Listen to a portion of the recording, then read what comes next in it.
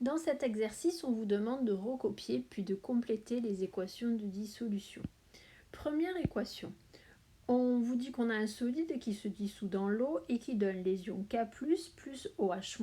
On remarque qu'il n'y a pas de coefficient devant l'ion potassium, K+, ni devant l'ion hydroxyde, OH-. La formule du solide va donc faire directement intervenir les formules de ces deux ions sans rajouter de coefficient.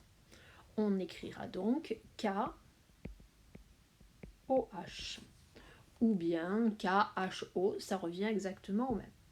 La deuxième, on vous donne la formule du solide MgCl2, chlorure de magnésium. Il va donc donner, quand on le dissout dans l'eau, les ions magnésium et les ions chlorure. On voit dans l'écriture du solide qu'il y a un 2 à côté du Cl2, du Cl ici. Donc ça signifie que quand il va se dissocier, on va retrouver deux ions chlorure, ce qui va nous permettre d'écrire Mg2 plus Aq plus 2 Cl-, les Cl- étant à l'état aqueux. La dissolution suivante donne des ions Fer3, Fe3+, et des ions sulfate, SO4-. Il nous faut écrire la formule du solide correspondant et compléter le coefficient qui se trouve devant SO4-. Nous savons qu'un solide est une entité neutre. Cela signifie que la solution ionique est également une entité neutre, qui doit donc contenir autant de charge plus que de charge moins. Actuellement, il y a 2 Fe3+, ce qui fait 2 fois 3, 6 charges plus. Il faut donc ici que l'on trouve 6 charges moins. Pour le moment, il y a 2 moins. Pour avoir 6 charges moins, il va falloir multiplier par 3 la formule de SO4-. Nous aurons donc 3 fois 2, 6 charges moins. Notre solution ionique est maintenant neutre. Le solide va tenir compte de ce coefficient. Sa formule va donc être Fe2 SO4 3 fois solide. L'exercice suivant reprend les mêmes types de données. On vous demande de compléter les équations de dissolution et de donner le nom du solide ionique. Équation de dissolution, ça veut dire qu'au départ, on a toujours un solide qui va se transformer en ions qui vont être toujours sous la forme aqueuse. Il n'y a pas d'autre possibilité. Maintenant, regardons le premier solide, CuSO4. Il se constitue donc avec des ions Cu2+, qui sont des ions cuivre, et des ions sulfate SO4-. On voit qu'au niveau de l'écriture du solide, ici, il n'y a pas de coefficient qui multiplie Cu. Il n'y a pas de coefficient qui multiplie SO4 non plus. Ce qui signifie que devant Cu2+, à ce niveau-là, on ne rajoute rien, c'est comme s'il y avait un 1. Devant SO4-, on ne rajoute rien non plus, c'est comme s'il y avait un 1. Le solide va donc s'appeler du sulfate de cuivre,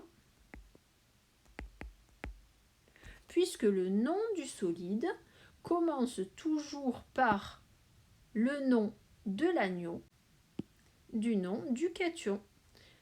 On a bien le sulfate de cuivre. Même principe pour le petit b.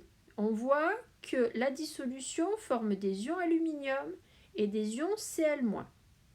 Regardons les charges, aluminium Al3+, Cl-. Il n'y a pas égalité des charges électriques, ce qui signifie que pour le moment la solution n'est pas neutre.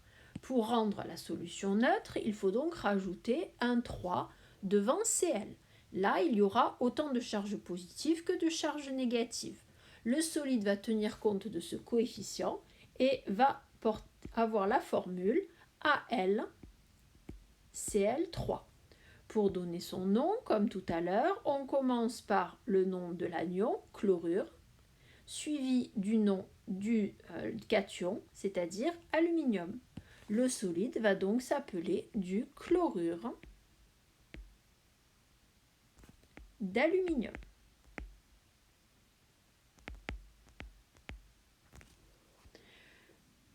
Petit c, on a des ions magnésium ici et des ions hydroxyde à ce niveau-là. Pour qu'il y ait autant de charges électriques positives que négatives, on va rajouter un 2 devant HO-.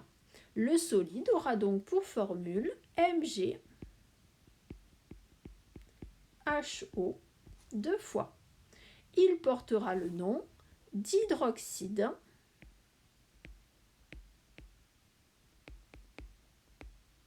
de magnésium.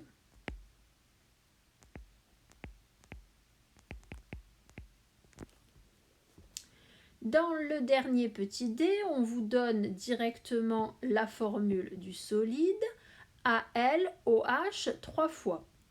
On en déduit que ce solide va se dissocier pour donner des ions aluminium, Al3+, et pour donner 3 ions hydroxyde, HO- ou OH-, on écrit les deux, ça peut revenir au même. Le solide va porter le nom d'hydroxyde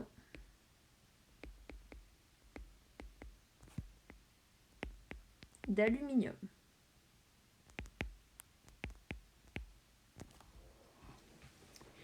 L'exercice 8 nous demande d'écrire les équations de dissolution des différents solides ioniques.